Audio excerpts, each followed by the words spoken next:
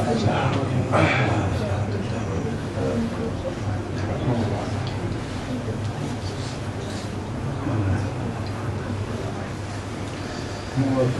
لله رب العالمين. الحمد لله نحمده ونستعينه ونستغفره ونستهديه ونعوذ بالله من شرور أنفسنا ومن سيئات أعمالنا. من يهده الله فلا مضل له ومن يضلل فلن تجد له وليا مرشدا. ونشهد أن لا إله إلا الله وحده لا شريك له ونشهد أن محمدا عبده ورسوله وصفيه وحبيبه. فاللهم صل وسلم وبارك على نبينا محمد وعلى آله وصحبه أجمعين. أما بعد عباد الله، أوصيكم ونفسي بتقوى الله جل وعلا. يقول في محكم آياته: يا أيها الذين آمنوا اتقوا الله حق تقاته ولا تموتن إلا وأنتم مسلمون. Je recommande à moi-même la crainte d'Allah tabaraka wa ta'ala, qui dit dans le sens du verset: craignez Allah aux croyants, craignez Allah et ne mourrez qu'en pleine soumission. عباد الله، إن أصدق الحديث كتاب الله وخير الهدي هدي محمد صلى الله عليه وسلم وشر الأمور محدثاتها وكل محدثة بدعة وكل بدعة ضلالة وكل ضلالة في النار. أعاذنا الله وإياكم من النار. جاء في الصحيحين يعني بخاري ومسلم من حديث عمر بن الخطاب رضي الله عنه وأرضاه يقول: دخلت على رسول الله صلى الله عليه وسلم فسلمت فإذا هو متكئ على رمل حصير أثر في جنبه، فرفعت رأسي في البيت فوالله، يقول عمر، فوالله ما رأيت شيئا يرد البصر إلا أهبة ثلاث. فقلت: يا رسول الله، ادعو الله أن يوسع عليك، فقد وسع على فارس والروم وهم لا يعبدون الله تعالى. فاستوى جالسا الرسول صلى الله عليه وسلم وقال له: أو أنت في شك يا ابن الخطاب؟ أو في شك أنت يا ابن الخطاب؟ فقال له: أولئك قوم عجلت لهم طيباتهم في حياتهم الدنيا. فقال عمر واستدرك فقال: استغفر لي يا رسول الله. في هذا الحديث عبر عباد الله. هذا الحديث يبين زهد النبي صلى الله عليه وسلم ويبين ضعف الإنسان بالعواطف والمشاعر كما ضعف عمر بن الخطاب، ويبين أن الحياة الحقيقية ليست في الدنيا، هي في الآخرة. عندما دخل عمر بن الخطاب على النبي صلى الله عليه وسلم وجده وين؟ متكئ، يعني نائم على حصيرة. الحصيرة كنا نعرفها من الدوم، هذه يعني أثرت على جنبه، خلات الآثار في جنب الرسول صلى الله عليه وسلم. تأثر عمر، رفع رأسه في بيت النبي، هذا رسول الله الذي اصطفاه الله، خير الله على العالمين. فرفع رأسه في بيته فلم يرى شيئا إلا أهبة ثلاث. والإيهاب هو يعني هذاك الجلد اللي ما زال ما اندبغش، يعني الذي لم يدبغ بعد. هذا وش كاين في بيت النبي صلى الله عليه وسلم. في رواية أخرى، يعني حديث رواه بخاري ومسلم، في رواية أخرى يقول: بكى عمر بن الخطاب وقال: يا رسول الله، أدعي الله يوسع عليك. شوف يعني شوف كسرى وشوف يعني قيصر الروم كيف هما الذي في الأمور الذين هم فيها ينامون على الحرير إلى آخره، وأنت رسول الله صفوة الله، يعني الذي اصطفاك الله، خيرك الله، شوف فيما أنت فيه. والرسول صلى الله عليه وسلم ثابت وإيمانه لا يتزعزع أبدا.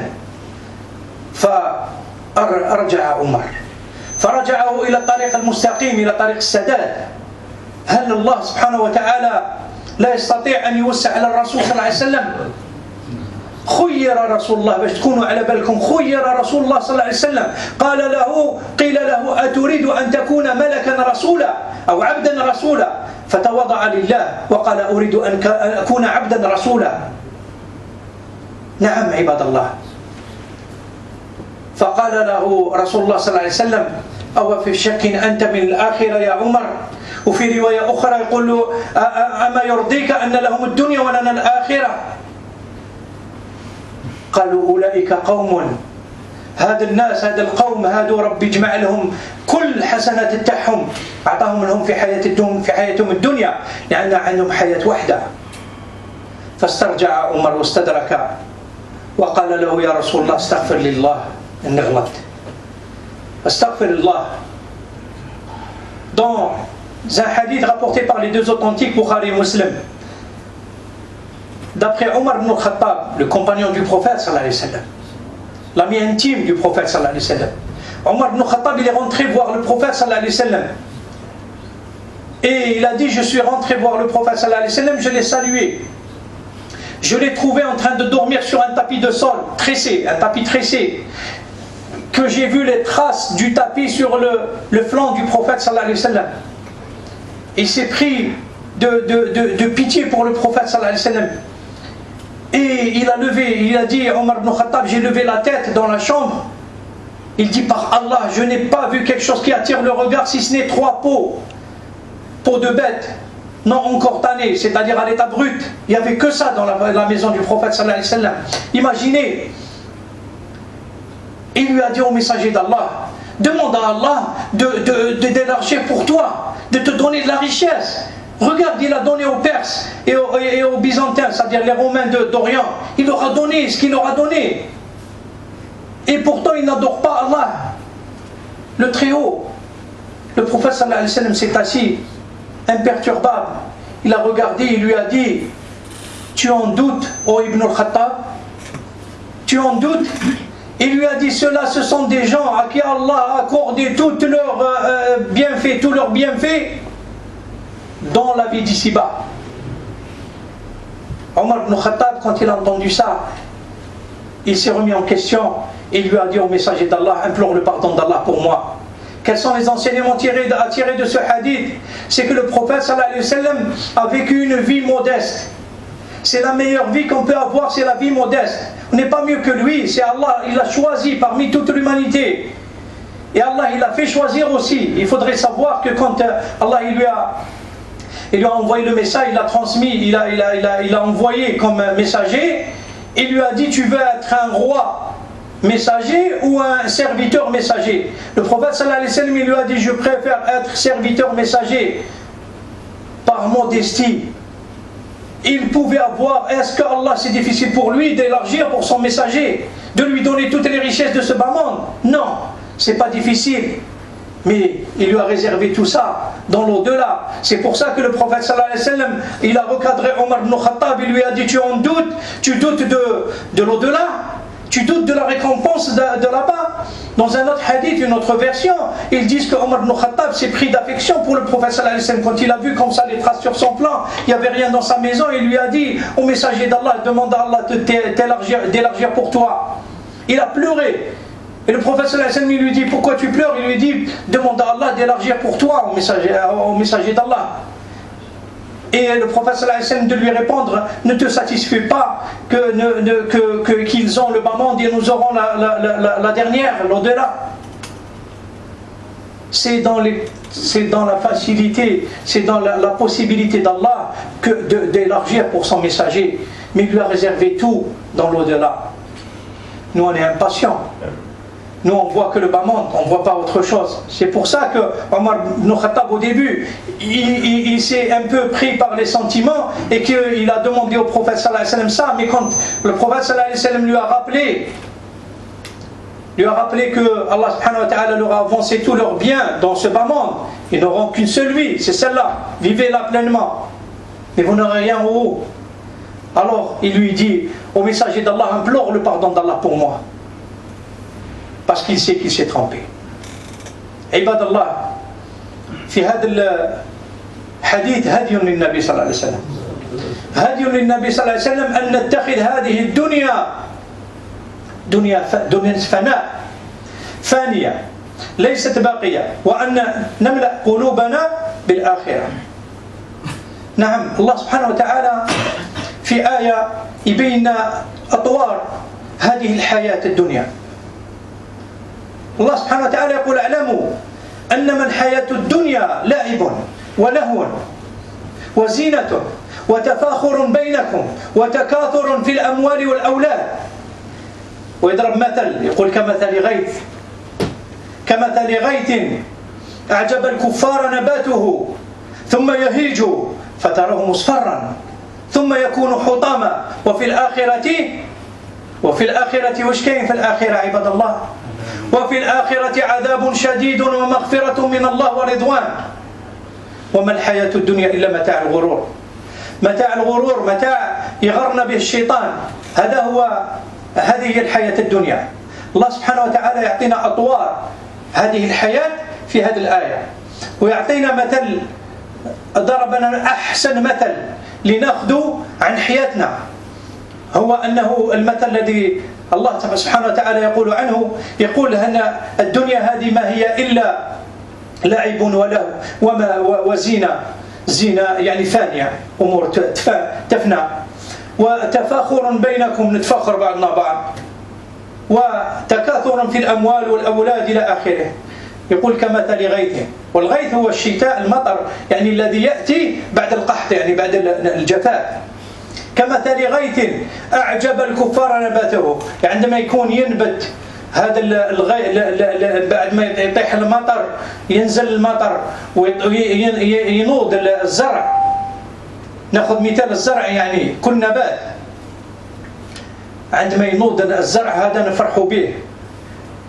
نفس الشيء عندما يزداد الإنسان، نفس الشيء عندما يزداد الإنسان يلعب ويلهى ويزين بهذه الدنيا، ثم يهيج. يعجب الكفار نباته، يعجبهم كما يكبر شوية بداوا تفاخر في الأموال، تفاخر بينكم. فاش اللي بدا الإنسان يبدأ يكبر ويبدأ يعمل ويبدأ يتفاخر، هذا سيارة فخرة وهذا يعني هاتف نقال وهذا لباس إلى آخره، يفتخروا على بعضهم بعض. ثم يهيج يمد، يعني يكون في أقصى العطاء. هذا النبات كالإنسان عباد الله، عندما يكبر يتزوج ويبدأ يلم في الأموال وفي الأولاد إلى آخره، ثم يكون حطاما، ثم قبل الحطام يصفر يدبل. نعم، وهذه الشيخوخة عباد الله. ثم الحطام وتحت القبر، حطام يتحطم يعني كل شيء ويكون تحت القبر. هذا هو حياة الإنسان. الله سبحانه وتعالى أعطانا مثل ويقول من بعد في الآخرة وش كاين؟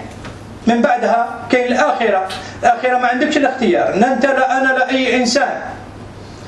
فيها عذاب شديد وهو جهنم، والله أعاذنا الله وإياكم، وفيها الجنة.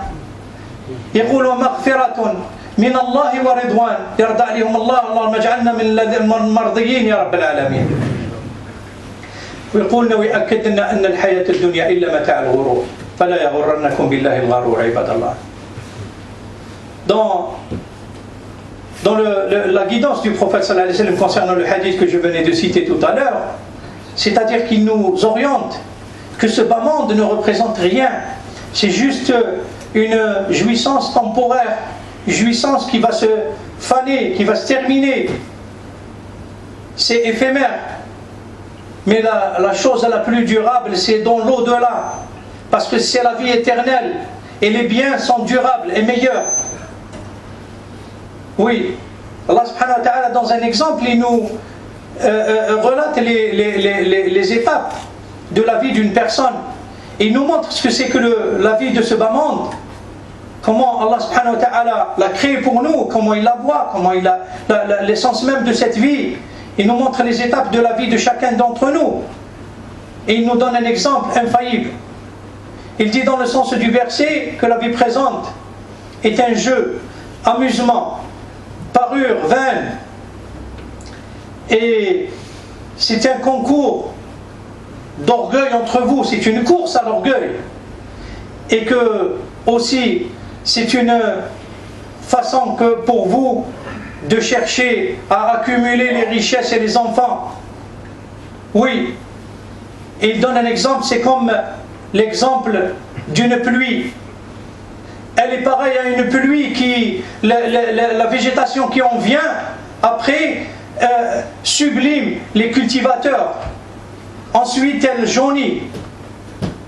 Ensuite, elle fend, elle jaunit et elle devient des débris. Mais dans l'au-delà, il dit Allah tabaraka wa ta'ala, c'est un dur châtiment. C'est un dur châtiment, mais aussi un pardon et un agrément d'Allah tabaraka wa ta'ala, et que la vie présente n'est qu'une jouissance temporaire, jouissance trompeuse. Voilà l'exemple que Allah subhanahu wa ta'ala nous donne. Il donne l'exemple de notre vie comme un jeu, un amusement. C'est une parure vaine, c'est une course à l'orgueil entre nous. Et voilà comment il résume notre vie. Il dit que c'est comme l'exemple d'une pluie qui vient sur une terre et commence à pousser. Les plantes commencent à pousser. Quand la plante commence à pousser, c'est comme une naissance pour chacun d'entre nous. Après, la vie, c'est un amusement pour les enfants. Ils s'amusent, et quand ils grandissent un peu, quand la plante, elle grandit un peu, elle commence à apparaître. Et c'est ça la course à l'orgueil. C'est ça la course à l'orgueil. On achète des voitures, et des portables et des habits pour se montrer devant les gens, et ainsi de suite. Et après, elle pousse, elle grandit, et c'est là où elle donne le fruit, la plante. Et c'est à ce moment-là que nous on concourt. Pourquoi? Pour avoir le plus de richesses, le plus d'enfants, et que la personne elle grandit, mais ensuite elle fane. Elle va faner, elle va jaunir. Elle jaunir, c'est la vieillesse.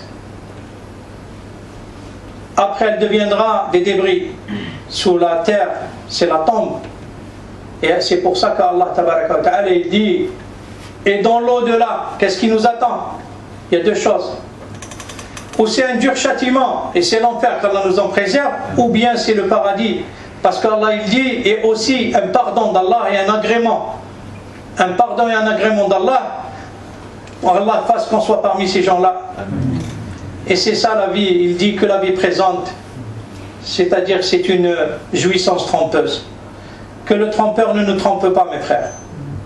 Allah subhanahu wa ta'ala يعني بينا هذه الدنيا وآثارها علينا. والرسول صلى الله عليه وسلم كذلك في حديث رواه مسلم يقسم بالله ويقول الرسول صلى الله عليه وسلم والله ما الدنيا بالنسبة للآخرة كمثل أحدكم يضع أصبعه في اليم فلينظر بما يرجع. الإنسان عندما الرسول صلى الله عليه وسلم قسم يحلف يعني أن هذه الدنيا بالنسبة للآخرة ما تمثل شيء إلا كما يضع أحدكم صبعه في اليم ولا البحر.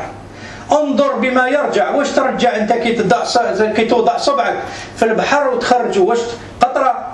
هذه القطرة هذه هي الدنيا بالنسبة للآخرة.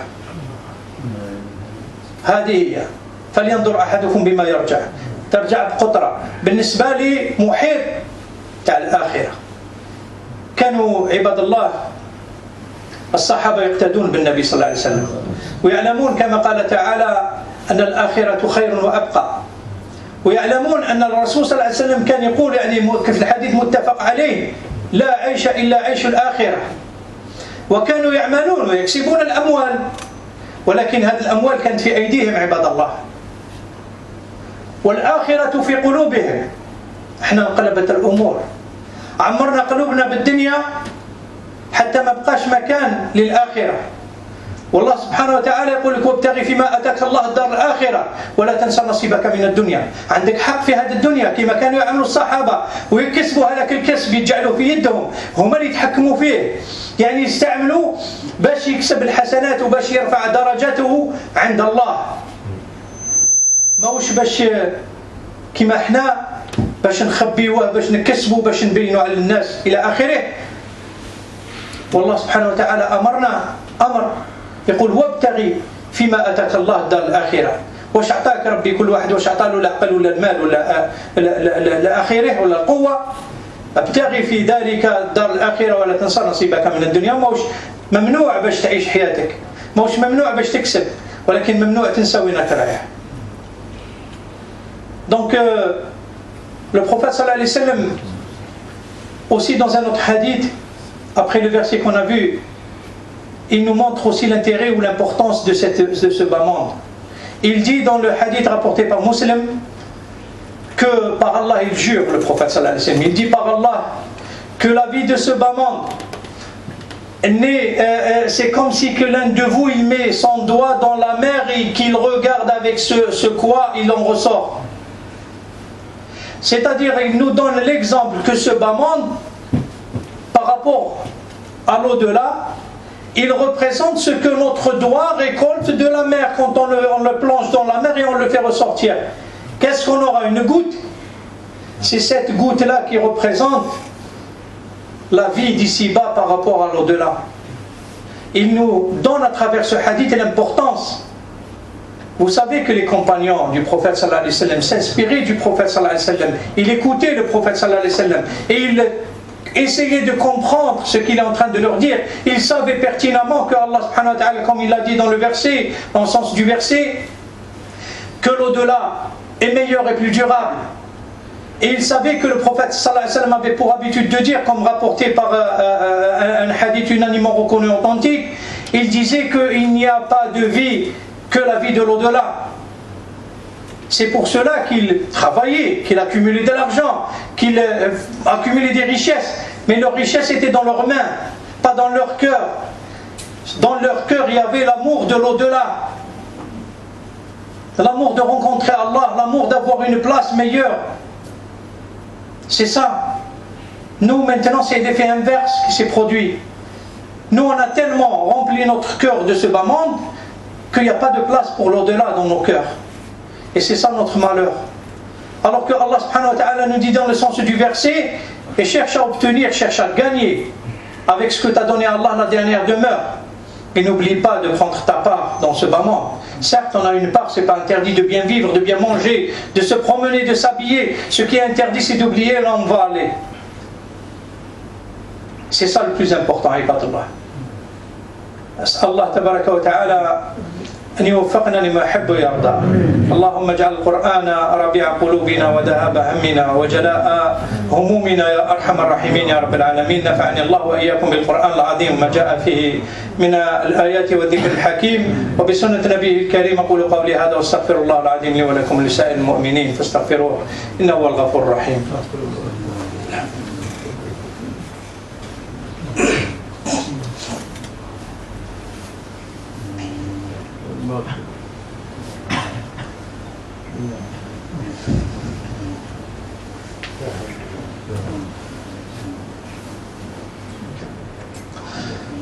الحمد لله رب العالمين.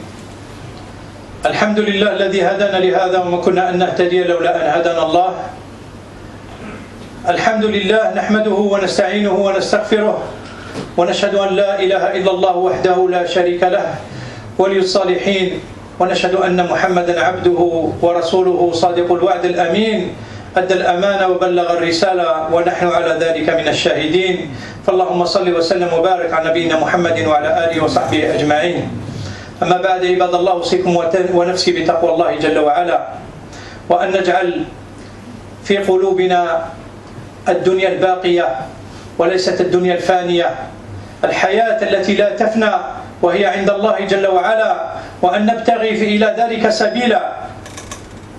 عباد الله، ولكن الإنسان ضعيف. في بعض الأحيان الإنسان عندما يشوف الناس، بعض الناس يقول كما قال عمر: هذا قوم ما يعبدوش الله وعندهم كل شيء. الإنسان يتأثر في بعض الأحيان ضعف والشيطان يزيد يكمل عليه. يعني احنا الله سبحانه وتعالى بينا هذه الأمور ووضحها لنا عن طريق الآيات وعن طريق نبيه الكريم. فيقول جل في علاه في هذا الأمر خاصة، يقول الله سبحانه وتعالى: لما نسوا ما ذكروا به فتحنا عليهم أبواب كل شيء حتى إذا فرحوا بما أوتوا أخذناهم بغتة فإذا هم مبلسون. الله أكبر، الله أكبر. هذا الإنسان اللي يشوف يقول هذا كيف هذا الإنسان عاصي ربي وما يعبدش ربي وعنده كل شيء. هل يعني غرتك الحياة اللي يعيشها؟ هل تحب أنت كذلك تكون عندك حياة واحدة تعيشها هنا معاه وما تكونش عندك في الآخرة كما قال الله تبارك وتعالى مغفرة من الله ورضوان؟ الله سبحانه وتعالى يقول لما نسوا ما ذكروا به، لما يعني هذا الناس نسوا ذكر الله ونسوا القرآن ونسوا الصلاة ونسوا عبادة الله جل وعلا، فتحنا عليهم أبواب كل شيء، افتح لهم ربي سبحانه البيبان كلها، خذوا من الخيرات ما شئتم، عندكم حياة واحدة عيشوها كاملة. حتى إذا فرحوا بما أوتوا أخذناهم بغتة يقول الله سبحانه وتعالى. عندما تجي الموت ما تخيرش عباد الله وما تشاورش، عندما تجي الموت ما تستشارش، بغتة تكون غفلة لا تنبه أحد. فإذا هم مبلسون، ما معناها مبلسون عباد الله؟ أيسون، يائسوا عندما يشوفوا أن كانت عندهم حياتهم واحدة وعاشوها، يائسوا عندما يشوفوا بالله أن مصيرهم عذاب شديد في النار، عاذنا الله وإياكم منها. هذا هو يائسون أيسون. فإذا هم مبلسون لأنهم يعلموا حقيقة الأمور ويعلموا أن هذيك كانت زينة الحياة الدنيا بر، ولا أثر لها عندهم في الآخرة. نسأل الله تبارك وتعالى أن يجعلنا من المتقين. Serviteurs d'Allah, sachez que Allah tabaraka wa ta'ala nous a montré la voie, nous a informé que la vraie vie c'est pas celle-là, c'est celle qui vient après, c'est la vie éternelle, et c'est ou le paradis éternel ou l'enfer éternel, qu'Allah nous en préserve. Et Allah subhanahu wa ta'ala, parce que des fois on se pose des questions, on s'interroge, on est faible, comme l'a été dans un moment de faiblesse Omar ibn Khattab, et on se pose des questions, pourquoi des gens qui n'adorent pas Allah, ils ont tout, alors que moi je me lève le matin, j'adore Allah subhanahu wa ta'ala, et je fais tout et je n'ai pas ce qu'ils ont. Si mon frère tu es tenté par leur vie, Allah te la donnera, mais fais attention, il n'y a qu'une seule vie. Tu veux la vivre, vas-y, vivra avec eux. Mais tu n'auras rien au haut. À moins un châtiment terrible qu'Allah subhanahu wa ta'ala nous a annoncé, qu'Allah nous en préserve. C'est pour cela qu'Allah subhanahu wa ta'ala nous dit dans le sens du verset, lorsqu'ils eurent oublié ce que nous leur avons rappelé, nous leur ouvrîmes les portes sur tout bien, sur l'abondance, jusqu'à ce qu'ils eurent exulté de joie de ce qu'ils avaient acquis, nous les saisîmes soudain, parle de la mort, nous les saisîmes soudain et ils seront désespérés. عباد الله والله ما نتمناوها حتى الإنسان هذا الشيء هذا. نسأل الله تبارك وتعالى أن يهدي كل الناس، كل بني آدم. الأمر هذا الله سبحانه وتعالى يبين حقيقة الأمور، أن الناس هذول رانا نتشهوا فيهم مثلا، que les gens c'est-à-dire qui nous paraissent qu'ils sont en train de vivre une belle vie, malheureusement ils n'ont qu'une seule vie. C'est ce qu'Allah subhanahu wa ta'ala nous a dit dans ce verset. Il dit lorsqu'il a oublié le rappel d'Allah, c'est-à-dire la religion, l'adoration d'Allah tabaraka wa ta'ala, nous leur ouvrîmes les portes sur l'abondance, tout ce que vous voulez, femmes, enfants, richesse, argent, tout ce que vous voulez vous l'avez, et vous n'avez qu'une seule vie. Il dit, et jusqu'à ce qu'ils eurent exulté de joie, jusqu'à ce qu'ils soient très contents de ce qu'ils ont, Allah les prendra soudainement. C'est la mort qui va les prendre soudainement. La mort n'avertit pas. Et ils seront désespérés. Pourquoi? Parce qu'ils auront su à ce moment-là qu'ils n'avaient qu'une seule vie, qu'ils n'ont vécu, que c'est trop tard. Que c'est trop tard. Que l'issue et l'enfer qu'Allah nous en préserve. Allah tabaraka wa ta'ala an yaslih lana dinana alladhi huwa ismatu amrina wa yaslih lana dunyana allati fiha ma'ashuna wa yaslih lana akhiratana allati ilayha ma'aduna. Allahumma ij'al al-hayata ziyadatan lana fi kulli khayr waj'al al-mawta rahatan lana min kulli shar. Allahumma la tada' lana fi hadha al-maqami dhanban illa ghafarta wa la 'ayban illa satarta wa la madinan illa saddadta daynaha ya rabbal alamin. Allahumma asma'na yani khabar al-maut yani min اثنين من ناس، واحد أبنائه، واحد الأخ يعني عائلته ماتوا فهو وحده. نسأل الله تبارك وتعالى أن يرحم موتانا موتى المسلمين، ويرزق أهلهم الصبر والسلوان. اللهم ارحم موتانا موتى المسلمين وبشرهم برحمتك يا أرحم الراحمين. اللهم اشف مرضانا، اللهم اشف كل مريض، اللهم اشف أنت الشافي لا شفاء إلا شفاؤك شفاء لا يغادر سقما. اللهم احفظنا يا رب العالمين من كل وبلاء. اللهم آتنا في الدنيا حسنة وفي الآخرة حسنة وقنا عذاب النار. هذا وقوموا إلى صلاتكم يرحمكم الله. الله أكبر الله أكبر.